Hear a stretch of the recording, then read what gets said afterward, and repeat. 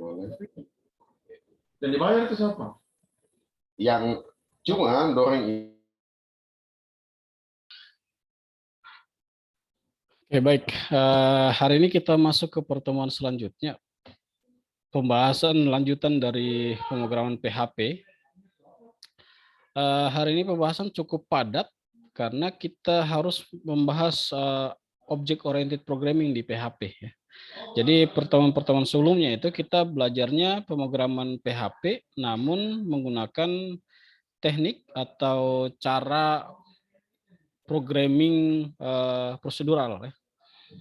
Nah, kalau kita kalau merujuk ke mata kuliah mungkin teman-teman ada yang belajar mata kuliah pemrograman terstruktur dan ada mata kuliah pemrograman orientasi objek. Nah, itu style pemrograman namanya. Ya. Itu teknik atau cara orang membuat program. Ada yang membuat program dengan menggunakan object oriented programming, ada juga orang yang membuat program menggunakan prosedur programming atau pemrograman terstruktur. Nah, di pertemuan sebelumnya yang kita bahas tentang PHP itu kita bahas tentang objek pemrograman terstruktur ya. Nah, hari ini kita belajarnya pemrograman orientasi objek. Tunggu sebentar ya.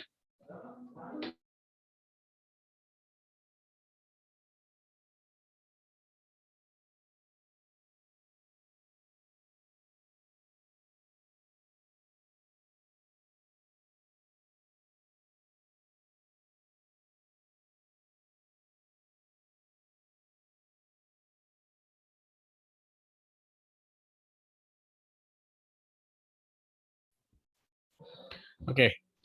Nah, pemrograman prosedural dan OOP itu kalau kita perhatikan, prosedural itu merupakan instruksi program yang dilakukan langkah demi langkah ya. Jadi kalau kita belajar pemrograman C misalnya atau pemrograman PHP yang kemarin ya, itu kita instruksi program itu kita cara membacanya langkah per langkah dari atas ke bawah. Makanya disebut dengan top bottom gitu. Contoh pemrograman untuk prosedural itu bisa menggunakan pemrograman COBOL, Pascal, C, PHP maupun JavaScript. Nah, selain prosedural, ada juga namanya pemrograman orientasi objek. Nah, OOP ini dia akan menyusun semua kode dan data ke dalam objek namanya. Makanya disebut dengan objek orientasi pemrograman. Jadi, cara kita membuat program, kita menuliskan kode program, itu basisnya objek-objek nanti. Nah, dari objek-objek itu kemudian saling berinteraksi nanti masing-masing objek ya. Nah, contoh pemrograman yang bisa diimplementasikan dengan OOP ada Java, ada Ruby, Python, C++, PHP dan JavaScript. Seperti itu. Nah, ini beberapa teori kelebihan dari pemrograman terstruktur atau prosedural. Kelebihannya tentunya pemrograman lebih terstruktur ya. Jadi to the point dia. Dia kemudian secara kemudahan lebih mudah. Ya. Kemudian kalau ada error itu lebih mudah ditelusuri. Lalu membutuhkan lebih sedikit memori dibanding dengan OOP. Itu kelebihannya prosedural.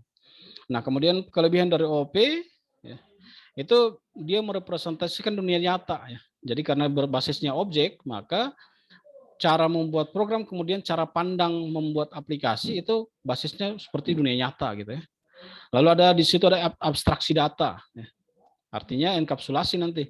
Jadi kita bisa memprotek data kita atau variabel kita atau isi variabel agar supaya program lain atau kelas lain nantinya tidak dapat mengakses datanya. Itu enkapsulasi. Lalu reusability. Artinya kita buat satu kelas itu nanti kita bisa menggunakan berulang-ulang kali. Lalu pengolahannya juga lebih bagus.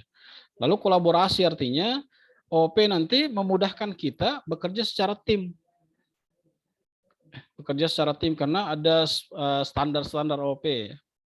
Lalu OOP juga digunakan oleh framework seperti CodeIgniter ya, atau Laravel, YI. Nah, itu menggunakan OOP. Sehingga kalau kita sudah paham terkait dengan pemrograman PHP menggunakan OOP, itu untuk masuk ke framework lebih mudah.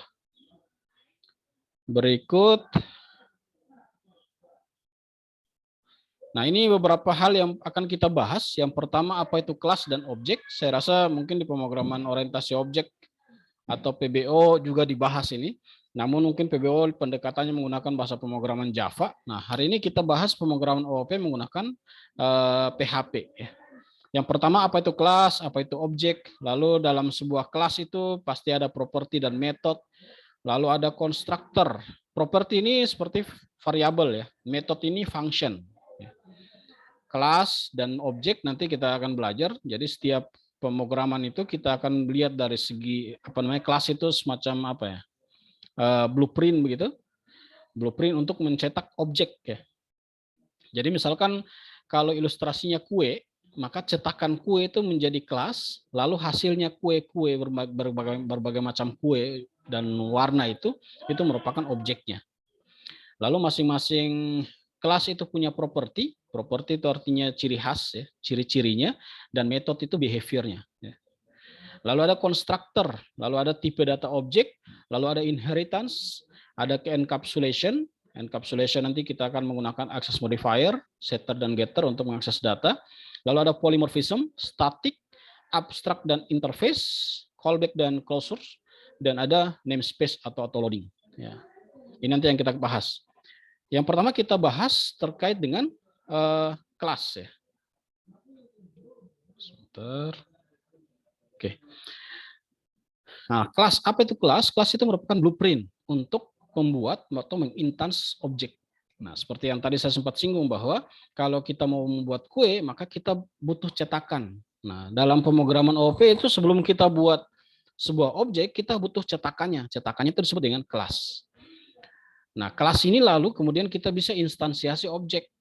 Misal, contoh, ada manusia. Manusia itu kelas, lalu objek itu misalkan si Budi, si Wati, si Tony, ya, itu objek. Kalau kelasnya itu manusia. Begitu juga misalkan mahasiswa, kelasnya mahasiswa, lalu objeknya si A, si B, si C, dan si D, dan seterusnya. Ya. Lalu misalkan lagi ada kelas smartphone, lalu objeknya apa? Ada objeknya Vivo, ada objeknya Oppo, ada objeknya, dan seterusnya. Ya. Jadi kita bisa mengeneralisir sesuatu, lalu kita membuat objek di dalamnya. Nah, cara membuat objek seperti ini saja. Ya. Untuk itu kita coba buka dulu kode editor. Kita lanjutkan saja proyek kita yang kemarin. Saya open dulu. Ini materi agak sedikit banyak sehingga saya akan mempercepat saja. Nanti kalau ada yang perlu ditanyakan silahkan ditanyakan. Nanti videonya saya share lagi berikutnya. Latihan web. Oke.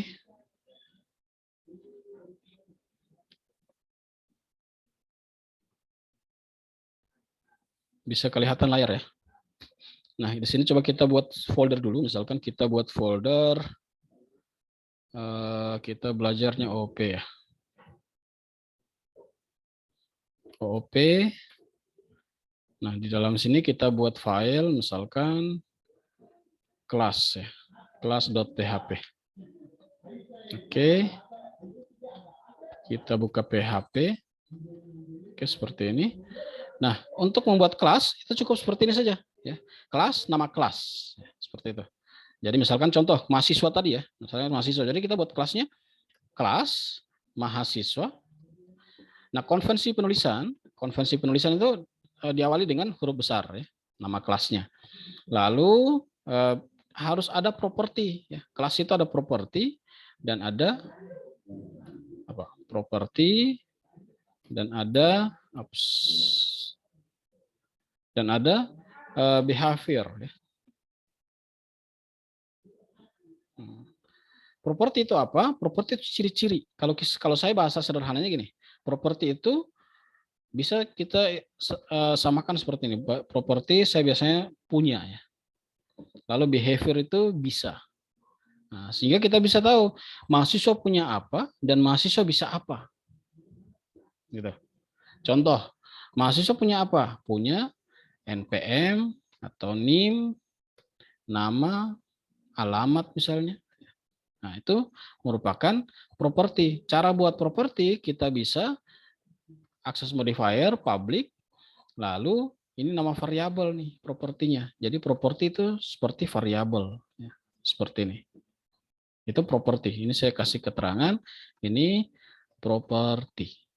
Properti dari mahasiswa. Lalu behavior, apa itu behavior? Behavior itu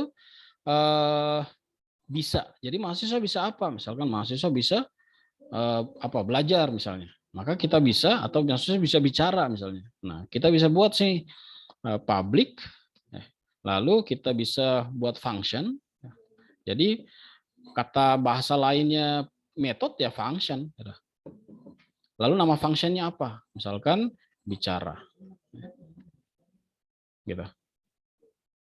Nah, isinya bicara apa? Misalkan kita tampilkan sesuatu ya. Halo gitu.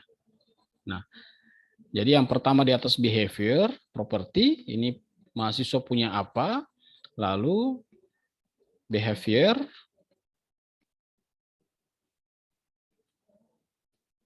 ini mahasiswa bisa apa? Contohnya seperti itu. Lalu cara manggil ini kelas. Ini disebut dengan kelas, sorry. Ini disebut dengan kelas. Lalu cara instansiasi, ini instansiasi. Nah, ada kelas, lalu kita instansiasi menjadi objek, lalu kita cetak objek-objeknya. Ini kelasnya disebut dengan blueprint, ya. Lalu instansiasi objek di sini, instansiasi objek. Nah, biasa juga disebut dengan instansi objek atau kita buat objek gitu. Nah, cara buat objek gimana? Kita tinggal buat variabel di sini, misalkan mahasiswa 1 ya sama dengan new, lalu panggil nama kelasnya mahasiswa, seperti itu. Kalau kita cetak, ya, kalau kita cetak seperti ini, kita lihat hasilnya. Localhost, lalu apa tadi? Latihan web, lalu apa? OP ya. Nah, ini kelas. Oops, ada error. Error line 12 cannot converted to string.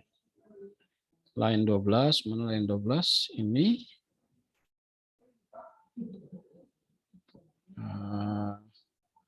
ini kita coba Vardam saja ya. Vardam. Coba. Kita Vardam mahasiswa 1. Nah, seperti ini. Jadi ada objek namanya mahasiswa, ya. Objeknya mahasiswa. Lalu di dalam objek itu ada nim, nama, dan alamat, ya. Seperti itu. Jadi ada satu objek. Nah, ini kemudian kalau kita mau set mahasiswa ini mau diberi nimnya apa misalnya? Kita bisa tulis seperti ini. Mahasiswa, lalu nimnya apa, gitu. Mahasiswa nimnya sama dengan misalkan mahasiswa nimnya misalnya sama dengan berapa? Misalkan 001 gitu ya. Lalu namanya namanya misalnya mahasiswa, sorry. Ini mahasiswa 1, namanya kita set misalnya jadi Budi misalnya. Lalu mahasiswa 2, mahasiswa 1 juga ya. Objeknya kita set alamatnya. Alamat kita set menjadi misalkan apa? Kalimantan gitu ya.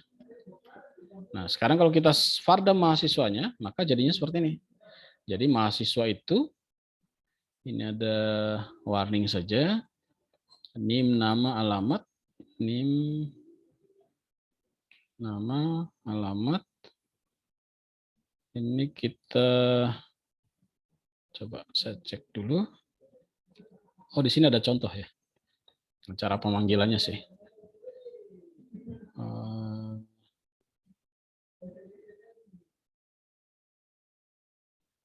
Oh, ini kita coba ini apa?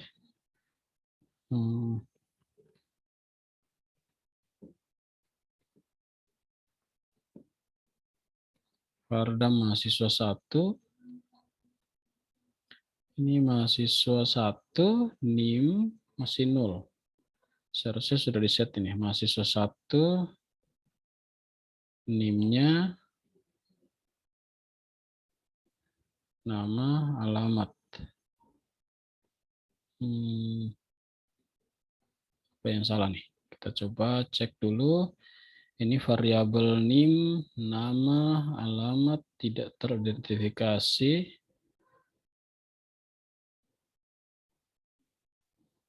Saya salah ketik ya. Contoh, saya ambil ini saja ya. Jangan sampai saya salah ketik nih. Ini instansiasi objeknya. Coba kita cek lagi. Nah ini ya. Berarti saya salah ketik nih. Oh ini tadi saya pakainya variabel. Ya di sini tidak perlu deklarasikan variabel lagi di sini karena kita sudah punya variabel di atas ya. Oke, seperti itu cara membuat properti ya, apa objek ya.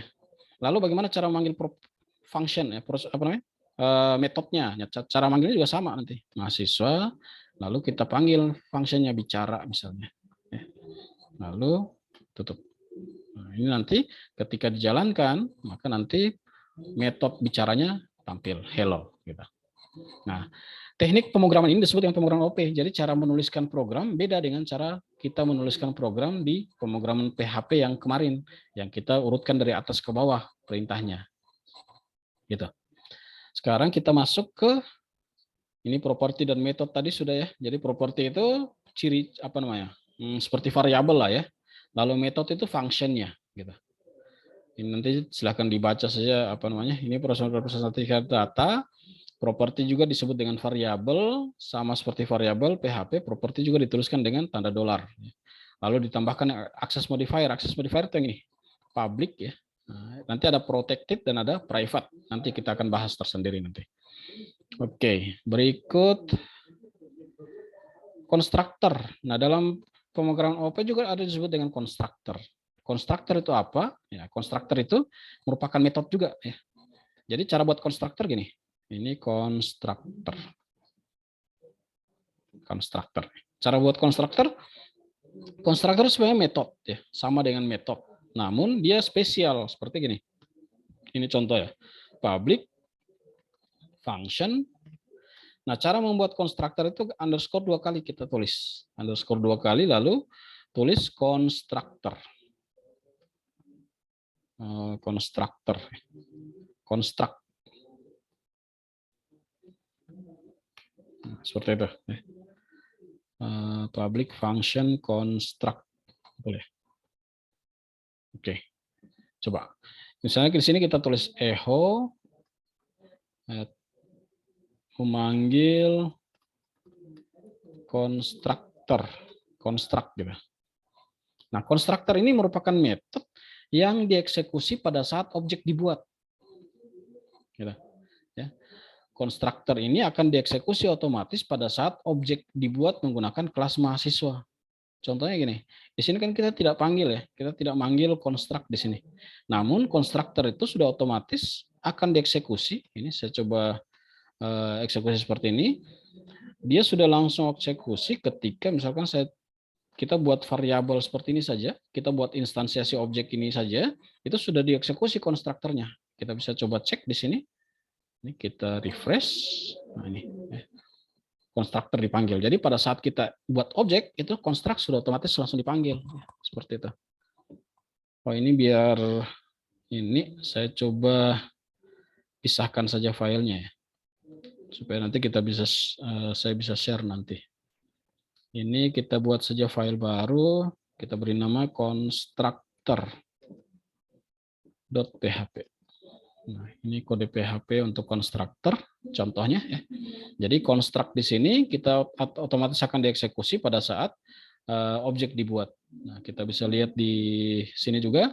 Jadi konstruk merupakan metode yang otomatis dijalankan ketika kelas diinstansiasi atau objek dibuat. Itu contohnya. Lalu berikut ada objek tipe. Nah, selain tipe data primitif seperti integer, string, ya, boolean, lalu apa lagi? Float ya.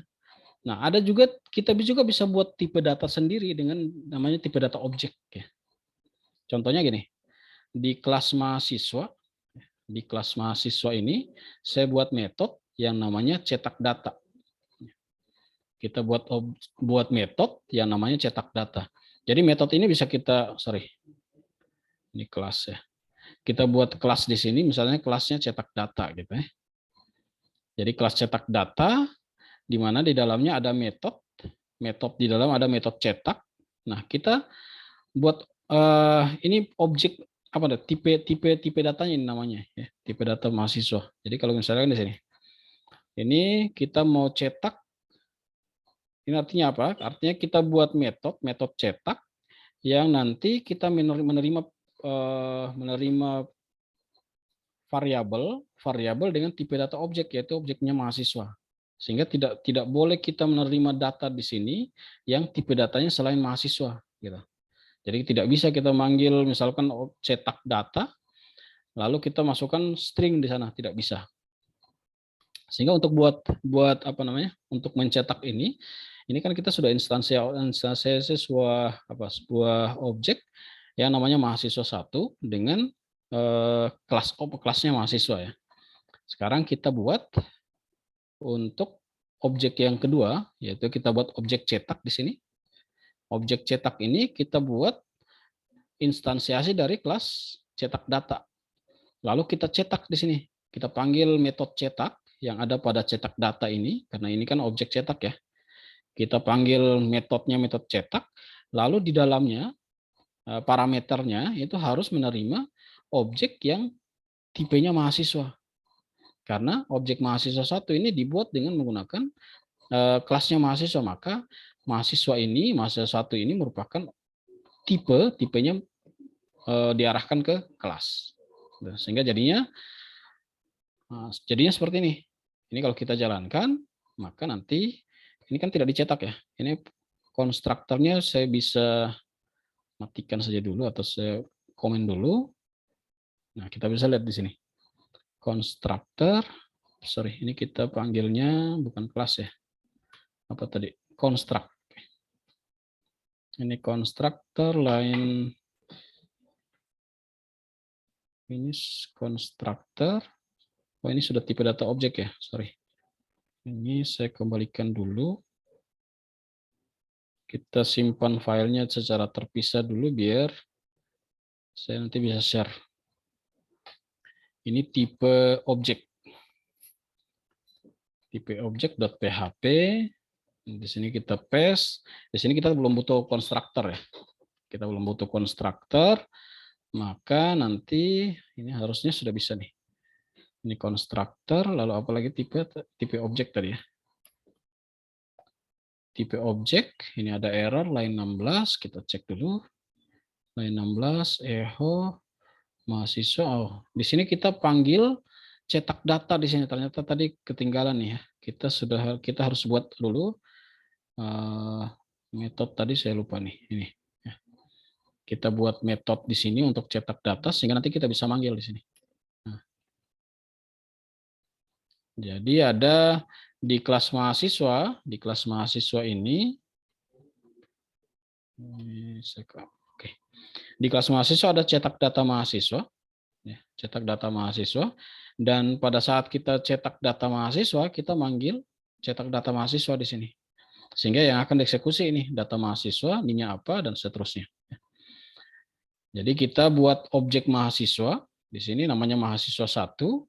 Lalu mahasiswa 1 itu kemudian kita ini karena tipe datanya objek, tipe datanya mahasiswa, maka kita masukkan dia ke dalam cetak data. Nanti mahasiswanya masuk ke sini. Setelah itu, isi dari cetak data mahasiswa ini kita panggil objek mahasiswa. Mahasiswa itu kan representasi dari kelas mahasiswa. Nah, lalu kita panggil cetak data mahasiswanya. Cetak data mahasiswa ini kan ada di kelas mahasiswa gitu. Jadi cara manggilnya seperti itu. Ini kalau kita jalankan, maka hasilnya, ini ada salah lagi, line 12, kita cek dulu. Sepertinya ada yang kurang di sini ya. Public method function, ini expected titik koma ya. Sebentar, saya cek dulu, sepertinya ada yang keliru di sini. Expected tanda petik, expected titik koma atau tanda kurung kurawal. Ini apa yang kurang nih? Line 12. Atau saya percepat dengan kopas saja ini ya. Ini saya kopas dulu. Ini untuk mempercepat saja karena pembahasan hari ini cukup banyak.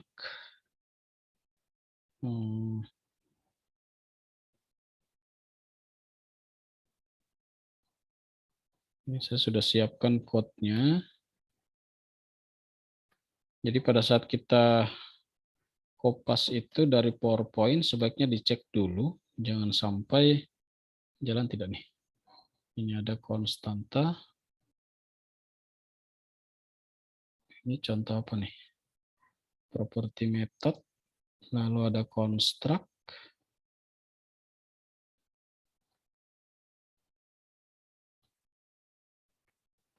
Constructor.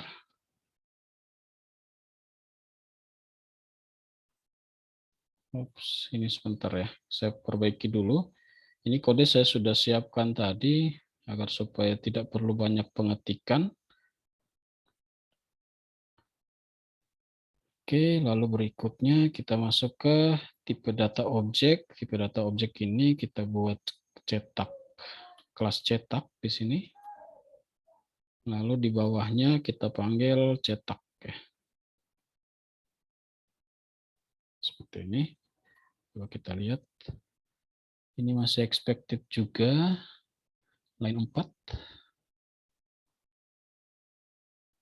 Ini PHP kelasnya.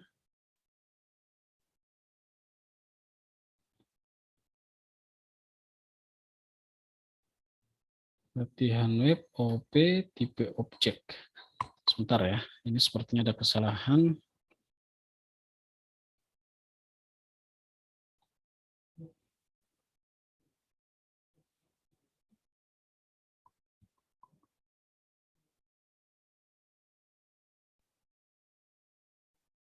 Public.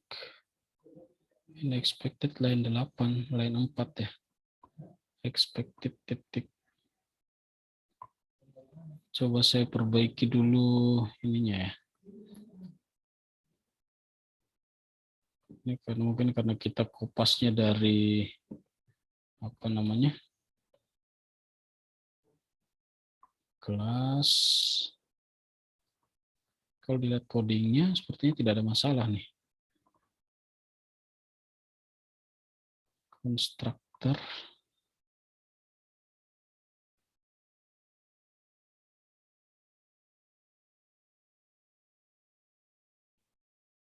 Ini konstruktornya.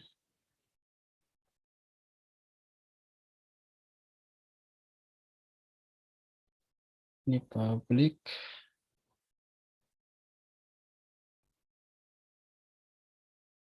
Ini masalahnya di mana ya? Kita coba cek dulu.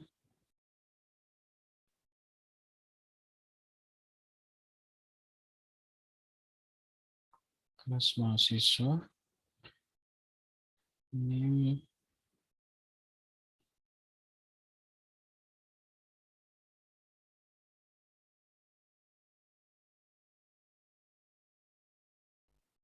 error syntax expected function.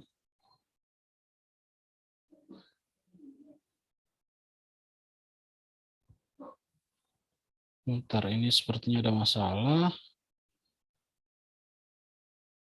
Saya coba cek tipe data objek.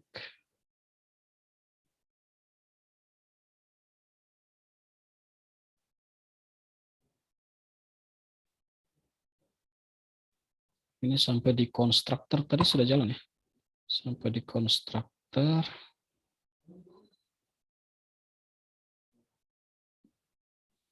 Sebentar, saya coba cek lagi di konstruktor jalan. Saya coba kopas saja dari konstruktor ke sini.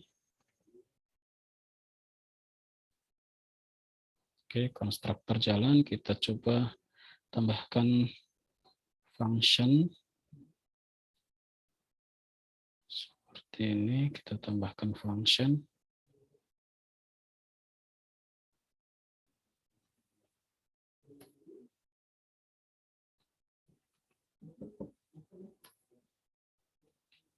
Lalu selanjutnya kita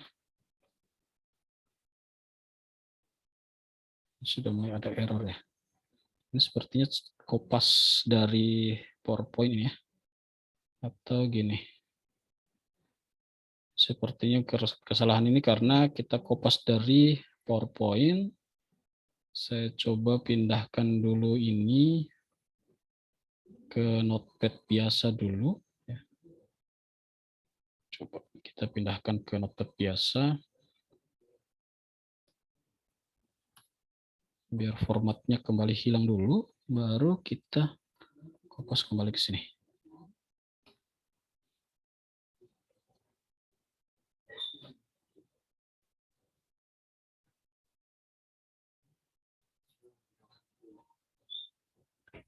Sebentar, ini kesalahannya dari sisi coding sepertinya tidak ada masalah. Ini non teknis ini ya. Expected. Kita coba cek satu persatu dari sini. Kelas mahasiswa. Line 4. Line 4. Ada masalah ya. Name. Nama. Atau kita coba. Ini kan kita buat variabel saja tanpa ada nilai default. Bisa tidak? Masih expected juga ya. Line 4 itu kelas mahasiswa. Line 3 sekarang.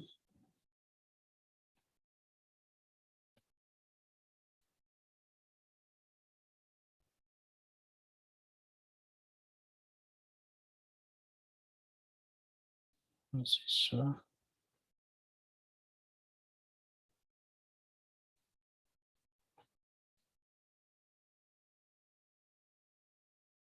Oh, ini mungkin karena kita deklarasi di sini mungkin ya. Ada kelasnya yang sama mungkin. Coba saya beri nama kelas mahasiswa 1.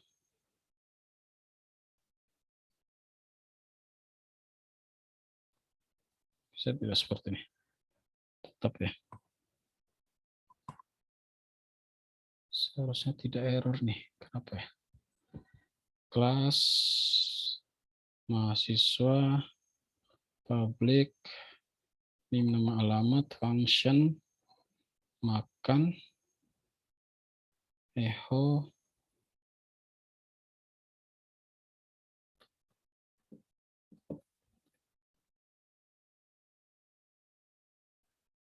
kita coba buat baru saja ya. Objek tipe .php. Di sini saya coba buat saja seperti ini. Kelas mahasiswa. Lalu di dalamnya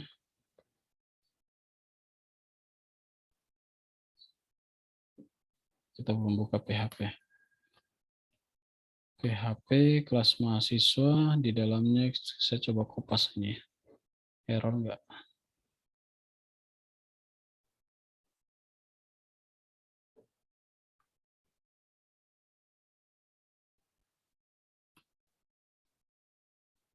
Objek tipe.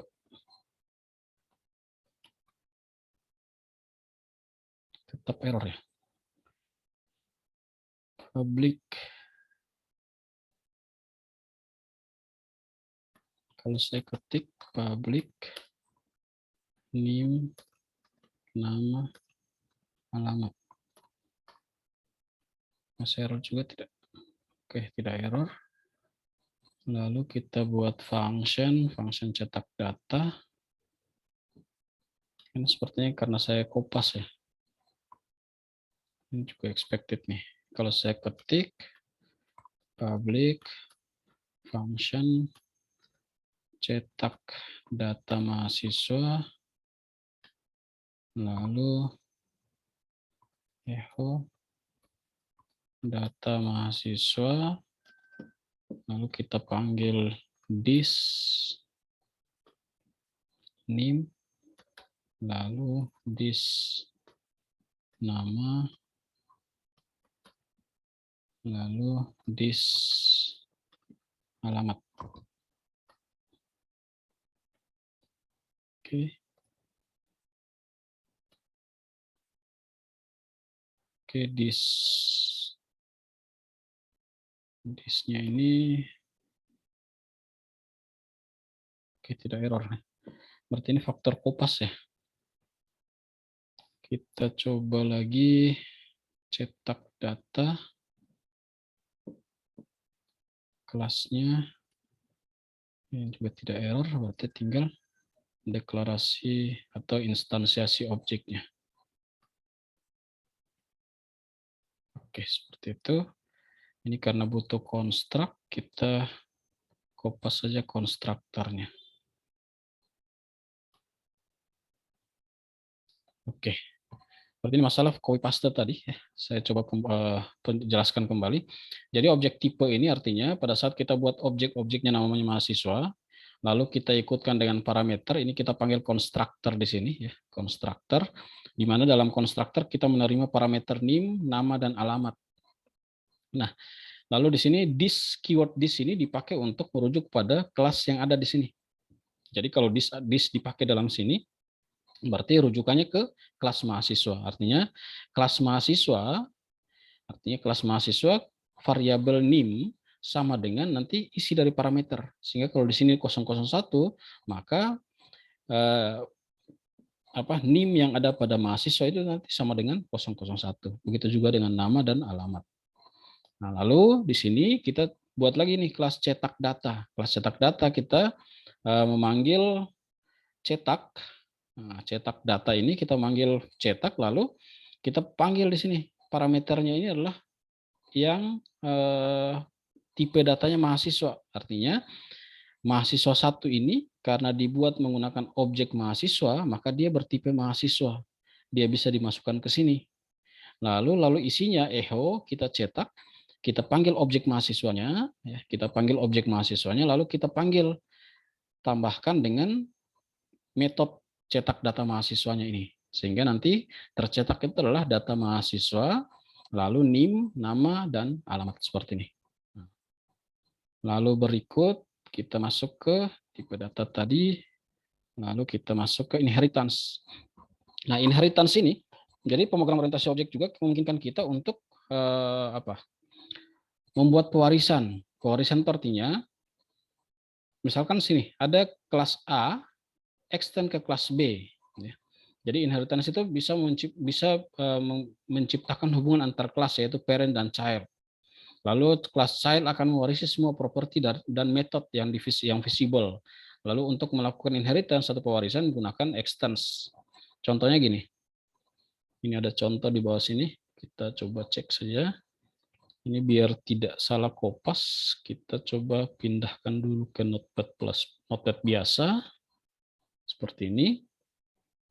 Lalu di sini kita pindahkan kembali ke sini. Nah, lalu oke, kita bisa komen lah ini. Ini kalau kita jalankan error enggak? Nah, jadi ya. Jadi artinya apa? Di sini kita buat satu kelas lagi, namanya kelas mahasiswa prestasi. Lalu extends ini artinya ini mahasiswa prestasi ini menjadi child ya. Jadi di sini kelas mahasiswa berprestasi ini, mahasiswa prestasi merupakan child kelas dari parentnya, yaitu mahasiswa.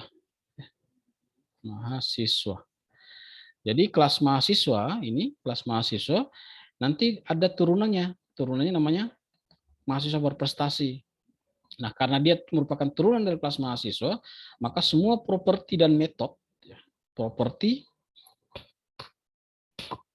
variabel dan metode yang ada pada kelas mahasiswa ini itu bisa langsung diturunkan ke mahasiswa berprestasi. Namun catatannya harus yang visible di sini. Ini, yang visible artinya apa? Yang akses modifiernya public. Nanti ada access modifier selain public, yaitu private dan protected. Kalau private dan protected itu tidak bisa diturunkan, kalau private itu tidak bisa diturunkan ke class child. Kalau protected itu masih bisa diturunkan ke class child. Ya. Nah, di sini contoh misalkan, walaupun di sini di kelas mahasiswa berprestasi ini tidak ada nama di sini, tidak ada properti nama di sini, namun karena dia merupakan turunan dari kelas mahasiswa, maka dia mewarisi semua properti yang sifatnya publik di sini. Sehingga di sini kita tidak perlu lagi menuliskan nama, alamat, dan seterusnya. Ya, di sini kita cukup manggil saja. Lalu di sini kita buat lagi function untuk konstruktornya. Konstruktor, masih ingat, this itu merujuk kepada kelas yang ada di sini. Lalu diikutkan dengan parameternya. Parameter ini nanti apapun yang diketik dalam parameter ini akan dimasukkan ke dalam NIM, apapun yang diketik dalam parameter ini masukkan ke dalam nama, dan seterusnya, dan sampai berprestasi. Nah, di sini juga public function cetak mahasiswa berprestasi. Nah, caranya cetak mahasiswa berprestasi kita bisa panggil, di sini cetak, sebentar. Ini sepertinya error nih, kalau kita coba jalankan, error tidak nih. Nah, ini mahasiswa prestasi, cetak mahasiswa prestasi, kita panggil, oh ya, ini mahasiswa prestasi, di sini tidak ada metode cetak data mahasiswa, namun karena cetak mahasiswa prestasi ini merupakan turunan dari kelas mahasiswa, maka cetak mahasiswa juga itu bisa dipanggil di sini dengan menggunakan keyword this. Jadi dia cetak, lalu tambahkan dengan mahasiswa berprestasi. Di sini juga kalau tidak mau pakai kurung kurawal, sebenarnya kita bisa panggil di sini parent. Parent seperti ini juga boleh. Lalu di sini juga kita bisa panggil seperti ini. Parent, cetak data mahasiswa. Nah, sama sih hasilnya. Parent ini artinya kalau kita tulisnya parent seperti ini, itu berarti kita rujukannya kita manggilnya ini mahasiswa ini sebagai parentnya, ya.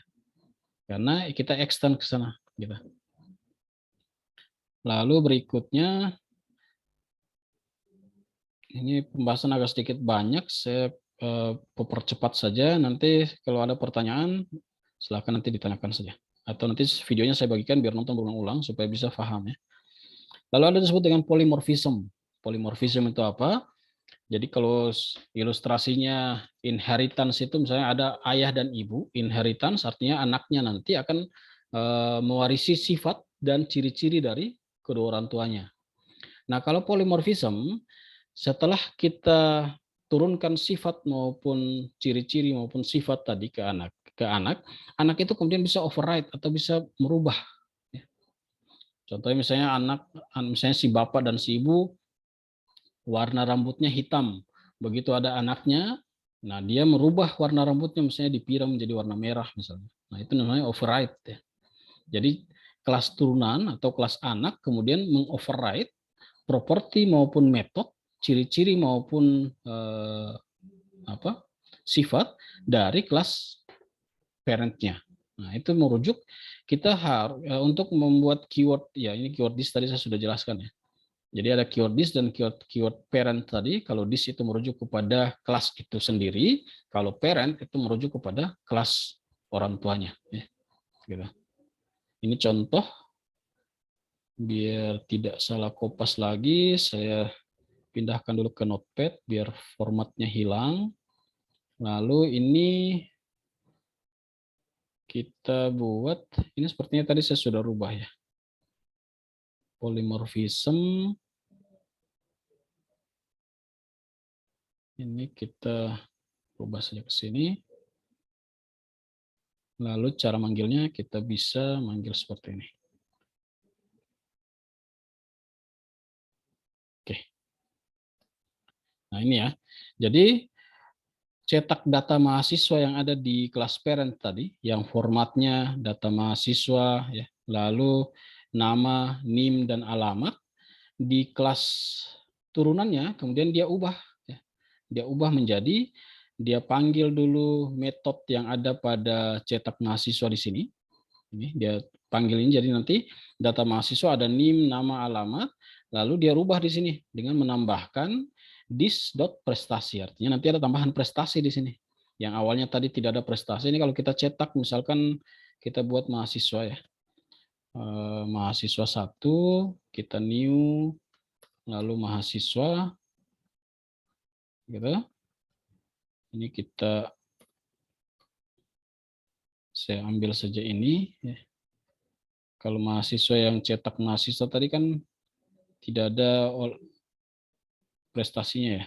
Kalimantan, ini mahasiswa saja, sehingga pada saat kita cetak, kita echo, ini kita cetak mahasiswa 1, lalu kita panggil metode cetak data mahasiswa.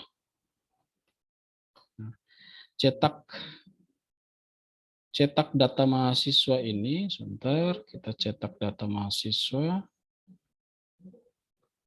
Oke, ini cetak mahasiswa prestasi.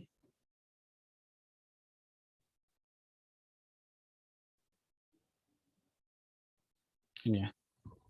Nah, walaupun kita manggil sama-sama cetak data mahasiswa, namun hasilnya beda nih. Nih, hasilnya beda. Kita coba break line dulu di sini ya. Echo, break line. Nah, kita lihat. Jadi yang satu memanggil menggunakan, jadi sama-sama menggunakan metode cetak data mahasiswa. Namun yang satunya berprestasi, kita panggil cetak data mahasiswa yang berprestasi di sini, sehingga formatnya ada prestasi. Yang satunya cetak data mahasiswa yang kita panggil dari kelas mahasiswa yang tidak ada cetak prestasinya. Sehingga hasilnya seperti ini. Ini bedanya ya. Lalu berikut enkapsulasi. Nah, jadi pewarisan itu kita menurunkan sifat ke anak, polimorfisme itu kita menurunkan sifat ke anak, namun anak merubah sifatnya atau ciri-cirinya. Kalau enkapsulasi itu kita memprotek sifat atau ciri-ciri agar supaya tidak diturunkan ke anaknya. Nah, untuk memprotek itu kita bisa menggunakan access modifier. Kita bisa menggunakan access modifier. Caranya agar supaya tidak turun ke anaknya, kita access modifier. Access modifier itu ada 3. Yang pertama public. Public itu artinya bisa diakses dari mana saja. Protected itu artinya hanya bisa diakses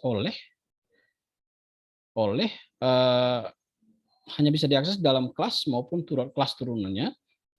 Kalau private itu hanya bisa diakses oleh kelas tersebut saja. Contohnya gini. Di sini kan ada semua kan dari tadi kan kita pakai public semua ya. Nah, kalau public misalkan saya komen saja dulu di sini. Saya komen saja ya. Nah, misalkan di sini kita buat objek ya, mahasiswa. Misalkan mahasiswa, lalu kita sama dengan new mahasiswa, lalu nah, seperti ini ya. Lalu kita tambahkan parameter lah seperti ini. Nah, lalu kita bisa misalkan kita rubah di sini ya. Atau sebelum kita rubah kita coba cetak dulu deh. Mahasiswa apa? NIM ya. NIM-nya mahasiswa kita ubah menjadi misalkan 001 gitu. Lalu kita cetak di sini echo mahasiswa echo mahasiswa NIM ya. Hasilnya apa? Nah, NIM-nya 001 ya. Nah, sekarang kalau kita protect di sini. Jadi dari public kita ubah menjadi private misalnya atau protected dulu ya. Protected. Nah, yang terjadi apa? Error ya.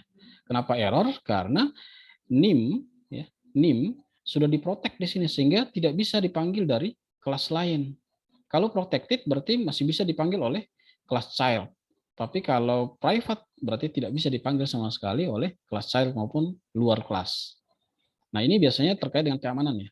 Agar supaya supaya kita data-data kita itu bisa diamankan agar supaya tidak bisa diakses oleh pihak lain gitu atau kelas lain gitu ya. Kita bisa set di bagian access modifier ini. Jadi misalkan kalau begini harusnya gimana? Misalkan kita kalau protected berarti sudah tidak bisa dipanggil dari luar. Maka mau tidak mau kita harus panggilnya melalui mahasiswa berprestasi ini atau mahasiswa ini. Caranya apa? Kita buat metode yang namanya getter dan setter. Di sini mana ya? Untuk mengantisipasi itu kita harus membuat getter dan setter. Nah, contohnya di sini. Ini kelas mahasiswa berprestasi. Nah, saya coba ini biar ini saya kembalikan saja ke public dulu, lalu kita buat private di sini ya. Private artinya tidak bisa diakses oleh kelas lain. Ya. Jadi prestasi ini hanya bisa diakses oleh metode atau objek yang dibuat dari kelas mahasiswa prestasi. Sehingga nanti di bagian sini kita bisa panggil seperti ini. Ini saya kopas. Jadi kita harus copy dulu ke Notepad ya, biar formatnya tidak berubah. Karena ketika kita tidak kopas dulu ke Notepad, formatnya bisa berubah dan code-nya kita bisa error nanti. Nah di sini, ini supaya dia bisa panggil data yang ada dalam data prestasi ini, kita harus sediakan metode yang namanya getter dan setter. Metode getter dan setter itu baru kita kasih public dia. Saya seperti ini. Sehingga kalau kita mau set isi dari mahasiswa prestasi, kita harus menggunakan set prestasi. Kalau kita mau mengambil datanya, kita gunakan get prestasi. Jadi misalkan di sini, ini cara men-set ya, men-set data. Ini mengambil data. Jadi ada namanya getter dan setter. Sebenarnya metode juga sih, ya, metode. Cuman biasanya kalau konvensinya kita sebutnya getter dan setter. Get itu untuk mengambil data, lalu set itu untuk merubah data. Nah, biasanya yang dipakai kalau data itu kita private atau protect. Ya, itu namanya encapsulation. Namanya juga kapsul kan ya. Kapsul berarti kita memprotect gitu ya, seperti ini. Juara karate gitu. Karena kita mau get prestasinya. Kalau kita mau get secara lengkap, ya bisa saja kita tuliskan seperti ini. Misalkan isi ini, kita bisa get datanya return, kita return ini. Nah, return, oke, coba. Oops, error. Kita return, oh ya, ini ya.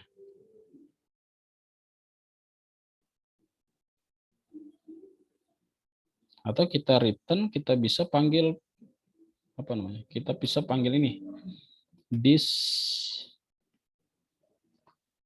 kita bisa panggil metodenya saja ya, cetak data mahasiswa. Gitu. Gitu, ya.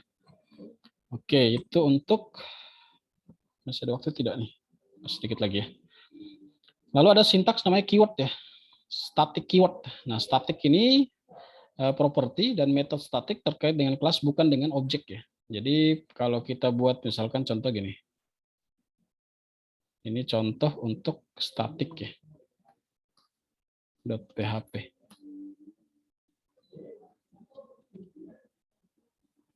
Saya kopas dulu ke sini biar tidak hilang formatnya, baru saya kembalikan ke sini.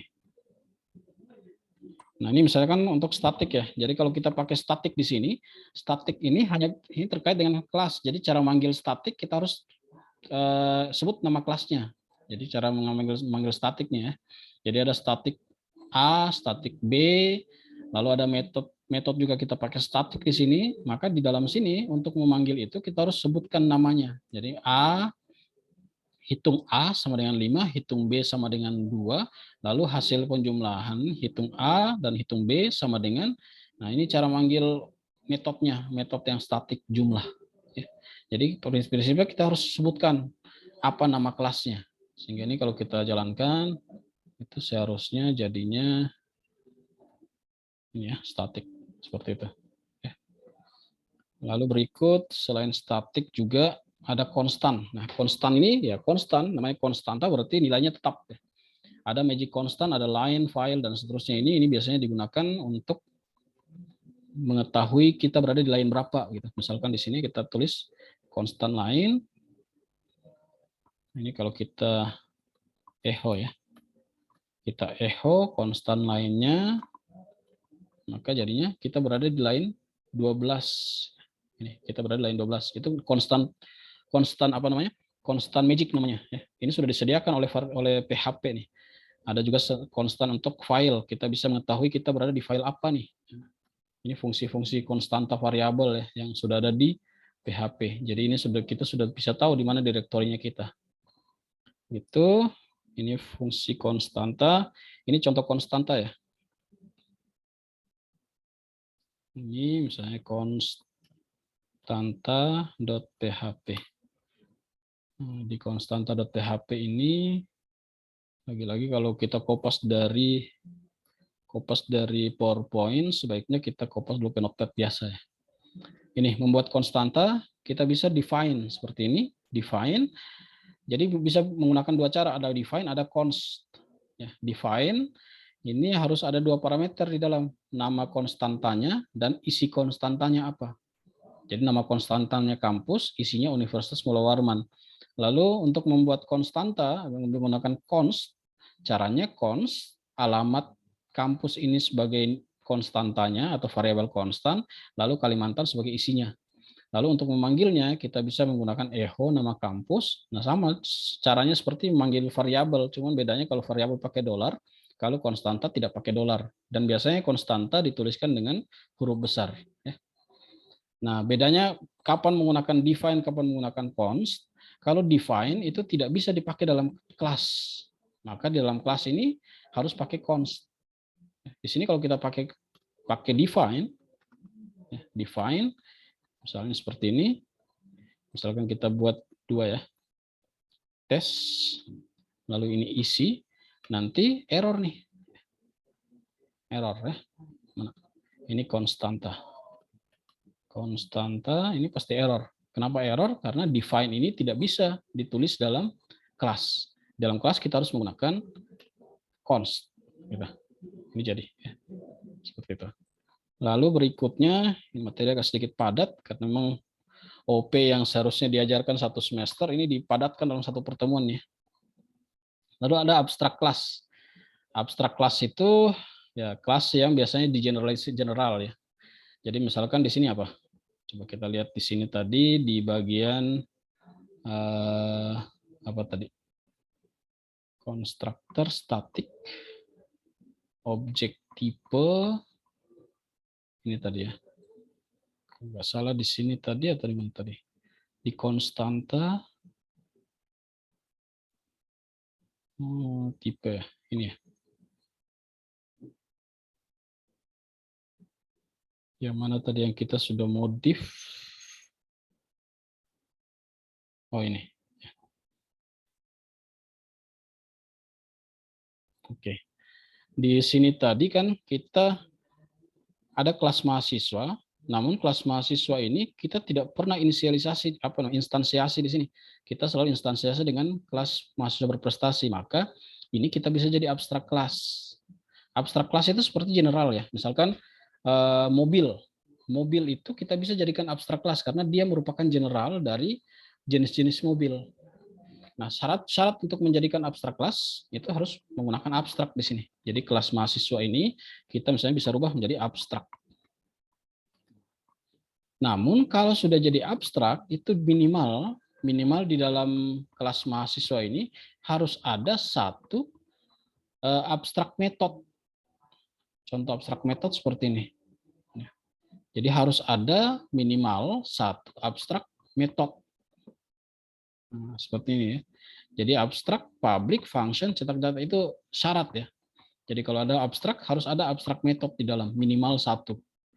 Lalu abstrak kelas dapat memiliki properti dan metode biasa ya. Lalu kelas turunan dari abstrak kelas wajib mengimplementasikan semua metode abstrak. Jadi karena ini sudah diimplementasikan di sini, maka semua turunan dari kelas itu harus implementasikan metode ini.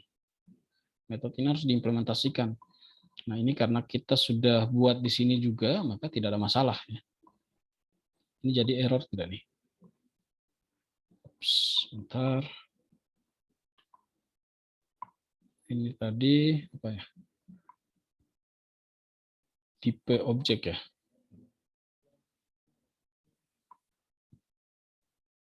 Ini mana tadi yang kita punya nih? Objek tipe tanpa spasi, objek tipe. Nah, di sini ada error line 17, ya. Ini ada abstrak, artinya di dalam sini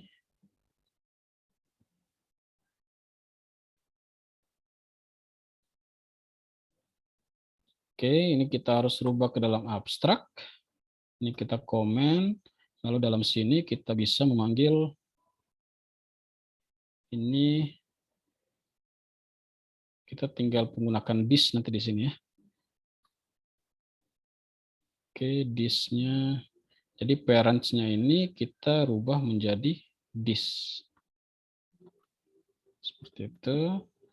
Supaya ini memanggil cetak data. Cetak data itu sudah ada di sini ya. Artinya apa?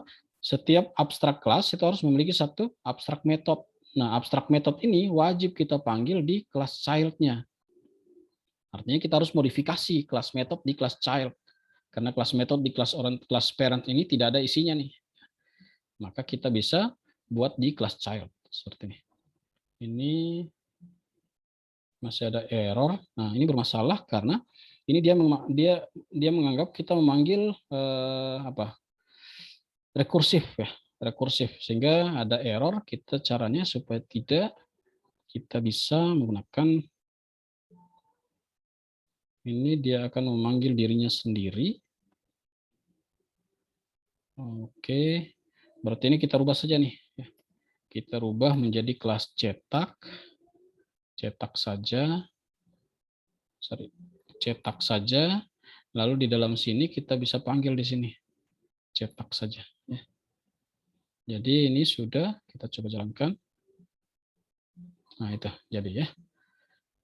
Jadi di sini artinya satu kelas abstrak itu harus punya satu metode abstrak. Dan metode abstrak ini harus dituliskan kembali di kelas child. Nah, seperti ini. Jadi kalau tidak dituliskan pasti error. Itu syaratnya untuk metode abstrak dan kelas abstrak ya. Lalu berikut masih ada beberapa ini lagi, slide lagi, ada interface lagi. Interface ini mirip seperti abstrak ya. Namun kalau interface itu bukan kelas. Interface itu biasanya digunakan untuk buat kerangka atau standar. Interface itu tidak boleh memiliki properti. Interface hanya memiliki deklarasi metode saja. Jadi contohnya gini, langsung kita ke contoh saja ya. Ini contoh interface. Ini saya berikan contoh interface. Interface kita rename.php. Seperti ini.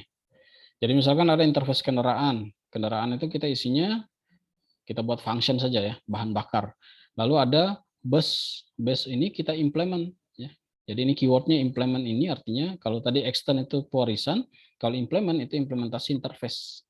Artinya apa? Setiap ini sama dengan abstrak tadi. Jadi semua harus ditulis, harus diturunkan nih. Jadi yang terimplementasi ke kendaraan itu harus dituliskan kembali bahan bakarnya. Jadi sama prinsipnya gini, kalau kita tanya kendaraan itu bahan bakarnya apa, itu kan bingung ya jawabannya. Supaya bisa jawabnya benar, maka kita harus turunkan atau implementasikan. Misalkan ke bus, bahan bakarnya solar. Kita implementasikan ke pesawat, maka bahan bakarnya aftur. Ketika kita implementasi ke kapal, bahan bakarnya solar. Ini jadinya kalau kita running, implement, interface, ini return, implement, apa nih? Oh ini kita belum bikin apa ya? Membuat objek nih. Misalkan kita new, apa? Misalkan kita buat bus ya. Bus, kita implementasikan atau kita new bus gitu. Lalu kita panggil ya. Bus apa di situ? Bahan bakar. Jadinya apa? Bus bahan bakar, kita echo saja. Nah ini jadinya solar ya. Gitu. Kalau kita buat pesawat, maka nanti after. Gitu. Itu untuk interface. Lalu berikut overloading. Nah overloading itu artinya namanya auto loading ya. Auto loading artinya ya namanya auto loading berarti otomatis loading ya.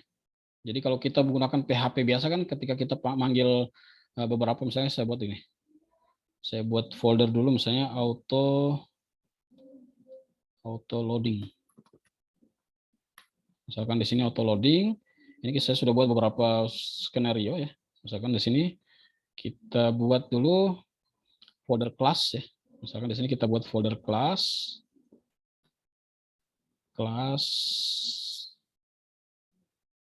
Folder class, dalam folder class ini kita buat objek atau kita buat kelasnya, kelas coba gitu. Kelas coba 1.php, isinya ini kita buat sederhana saja, kelas coba, lalu construct-nya kita panggil ini kelas, kita gunakan konstan tadi ya. Oke, lalu coba 2 sama, kita buat coba 2 di sini. .php, nanti kalau kurang difahami nanti diulang-ulang saja ya videonya, nanti bisa diulang-ulang. Ini coba 2 karena apa namanya, waktu terbatas dan materi cukup banyak sehingga saya mau tidak mau saya harus percepat penjelasannya juga. Ini coba 3. Nah, kita sudah punya 3 coba di sini, lalu kita panggil di sini, kita buat indeks ya, index.php. Indeks ini artinya kita akan eksekusi pertama kali ya pada saat program dijalankan. Indeks. Oke, di sini saya buat coba 1, coba 2 dan coba 3, kita panggil ini ya. Ini kalau kita jalankan oke, lalu auto loading. Ini ada error. Saya coba kopas dulu ke sini.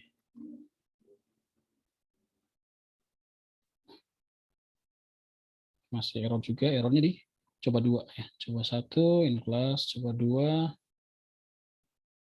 Sepertinya ini kita lagi-lagi kopas mungkin ya. Coba 1. Ini coba 2.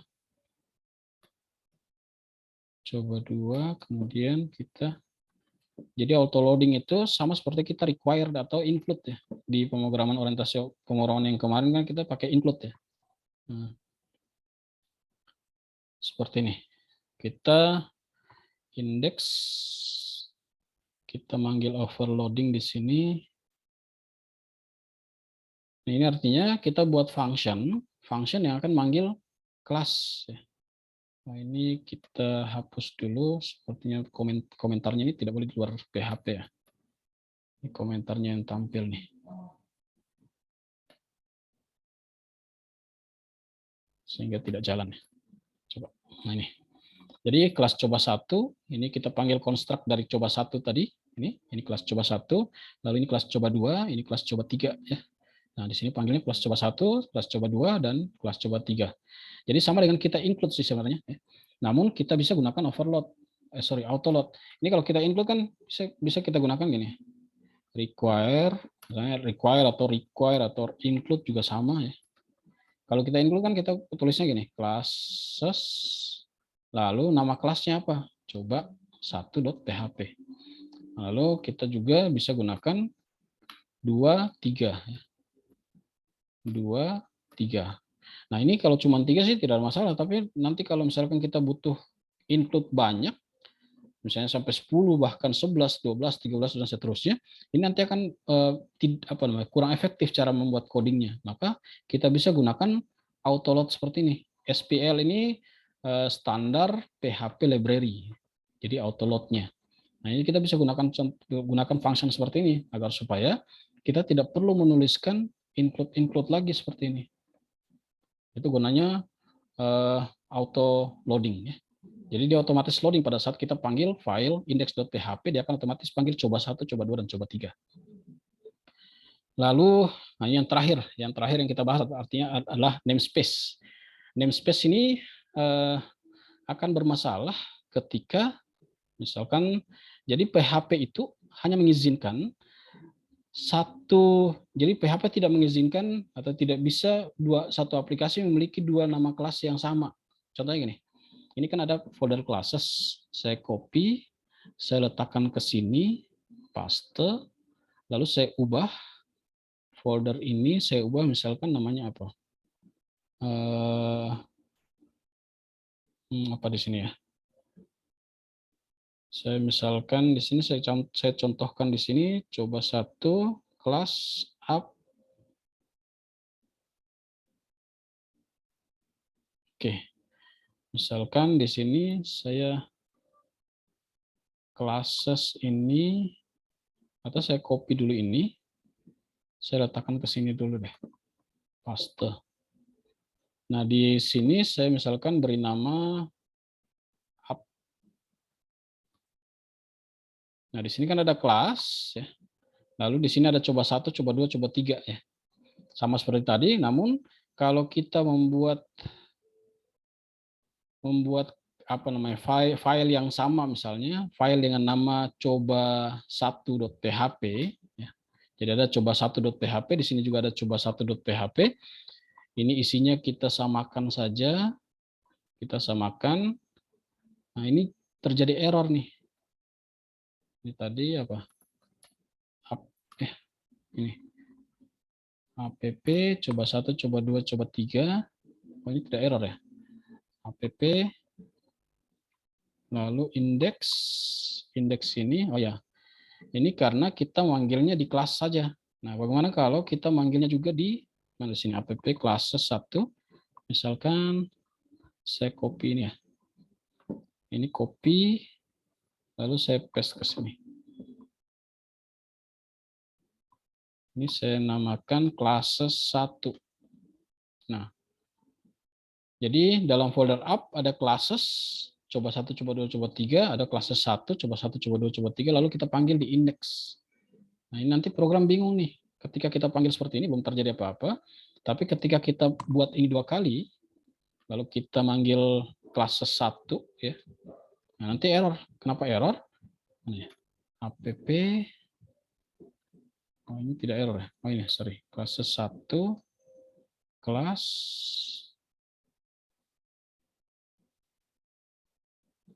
op, app, index. Ini kenapa tidak error ya? Seharusnya ada error di sini. Coba kelas 1, coba kelas 2.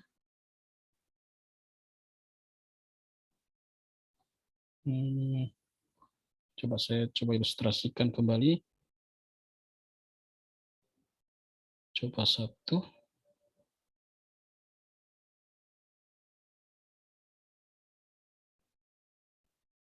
Ini cara pemanggilan.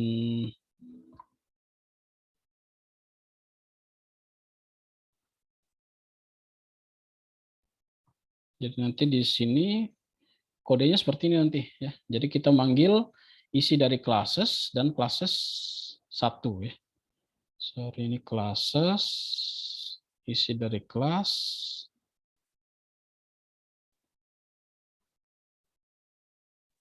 Ya, sebentar. Ini classes 1. Ya, di sini seharusnya classes 1 nih. Ya. Isi dari classes 1. Oke. Ini ada error. Katanya error ini 2 nama yang sama ya, dipakai di coba 1 sehingga error. Nah, supaya tidak error, kita bisa tambahkan namanya namespace. Jadi di classes 1 ini, classes 1 coba 1, ini kita harus tambahkan yang seperti ini, namespace ya. Namespace, lalu foldernya apa? Jadi kita bisa tambahkan di sini namespace, lalu nama foldernya app. Ingat pakai backslash ya. Pakai backslash, lalu nama foldernya. Ini foldernya di classes. Nah, seperti ini. Lalu di bagian selanjutnya juga sama. Caranya kita buat namespace di sini. Ini juga kita buat namespace. Jadi kita kasih penanda gitu. Karena bisa jadi suatu saat kita kerja dengan tim. Nah, di tim itu kita kan tidak menutup kemungkinan setiap orang itu akan memberikan nama filenya sendiri-sendiri dan nama file itu bisa saja sama. Nah, kalau sama maka PHP akan menolak itu. Agar supaya PHP tidak nolak, kita bisa gunakan namespace ini untuk supaya menjadi identifier gitu. Sehingga nanti kalau manggil filenya classes 1 dan classes 2, kita bisa panggil coba 1, coba 2 seperti ini. Ini Masih error, errornya di line 2, dicoba 1. Dicoba 1, line 2. Oh ini ya, kita belum kasih tanda titik koma. Ini juga dikasih titik koma. Ini juga dikasih titik koma.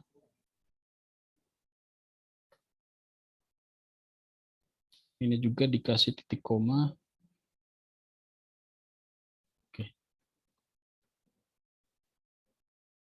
Oke, ini sudah kena deklarasi because name is already. Jadi sudah ada. Dicoba line 2. Coba 1 line 2 di folder classes. Coba 1 line 2.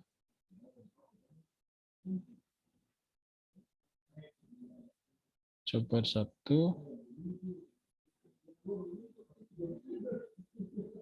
Oh, ini kita harus manggil coba 1 seperti ini. Jadi kita cara manggilnya juga kita harus sebutkan di sini namespace-nya di mana atau posisi filenya di mana gitu. Kita bisa panggil seperti ini. Coba 1, coba 2. Ini kelas app coba 1. Lalu ini kelas app coba 1 juga di kelas 1. Ini ya, kita harus tuliskan kelas 1. Ini juga kita di kelas 1. Ini juga kita berada di kelas 1. Sehingga nanti ini apa lagi? Namespace deklarasi statement reverse statement FP deklarasi query. Coba 2 line 2. Coba 2 line 2 di classes. Nah, ini kita cara manggilnya juga sama nanti. Kalau manggil apa namanya? Coba 2 ya sama caranya. Coba 2. Lalu kita panggil juga coba 3 juga sama caranya. Coba 3. Ini coba 2 line 2. Coba ini sepertinya mungkin kesalahannya di sini. App classes. App classes.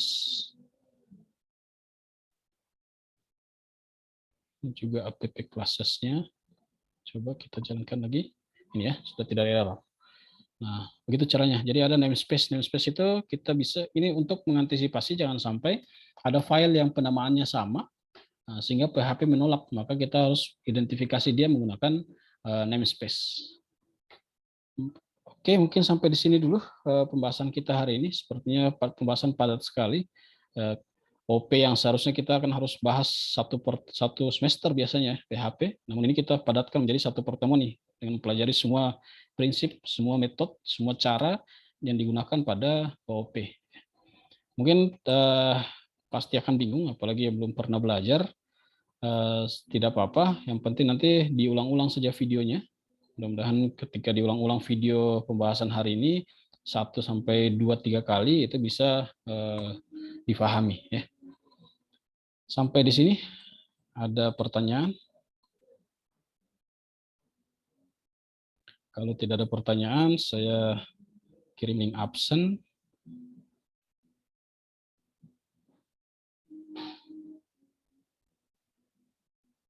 Oke, silahkan absen di apa namanya?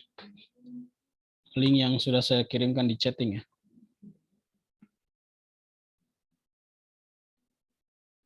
Oke, silahkan absen. Kalau ada pertanyaan dipersilahkan. Jika tidak ada pertanyaan, sudah bisa tinggalkan room.